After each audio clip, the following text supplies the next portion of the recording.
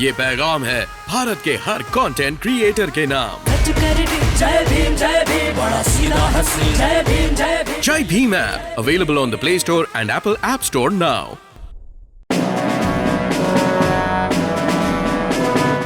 देश के तमाम राजनीतिक नेता अपनी पार्टियों में भाई भतीजावाद को जमकर बढ़ावा दे रहे हैं।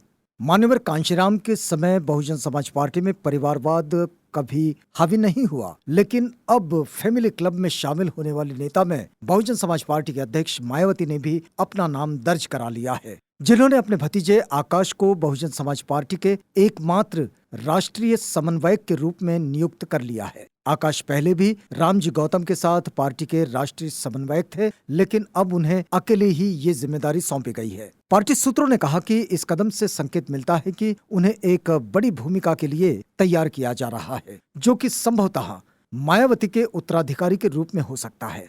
पार्टी के एक वरिष्ठ पदाधिकारी ने कहा कि हालांकि पार्टी में उनकी भविष्य की भूमिका के बारे में कुछ नहीं कहा गया है, लेकिन इस कदम से ये स्पष्ट हो गया है कि वह एक विशेष पद पर है और अब उन्हें आगे एक बड़ी भूमिका के लिए तैयार किया जाएगा। सूत्रों ने यह भी बताया कि आकाश को जानबूझकर चुनाव प्रचार से इसलिए दूर रखा गया क्योंकि मायावती नहीं चाहती थी कि वह ऐसे समय में पदार्पण करें जब पार्टी सरकार बनाने के लिए पूरी तरह तैयार नहीं है। हालांकि आकाश कई अन्य राज्यों में पार्टी की बैठकों में सक्रिय रूप से शामिल रहे हैं, जहां उनकी भूमिका को बेहतर ढंग से परिभाषित किया गया था। बहुजन समाज पार्टी अब अपना ध्यान अन्य राज्यों पर केंद्रित करेगी, जहां 2024 में लोकसभा चुनाव से पहले विधानसभा चुनाव होने हैं। मायावती ने देश को 7 सेक्टरों में बांटा है और पार्टी की गतिविधियों पर नजर रखने के लिए सेक्टर कोऑर्डिनेटर नियुक्त कर दिए हैं। सेक्टर 1 में यूपी अकेला खड़ा है, जिसके लिए अभी तक समन्वयक की नियुक्ति नहीं हुई है। सेक्टर 2 में उन्होंने गुजरात, ओडिशा, झारखंड, बिहार, बंगाल, दमन और दीव को रखा है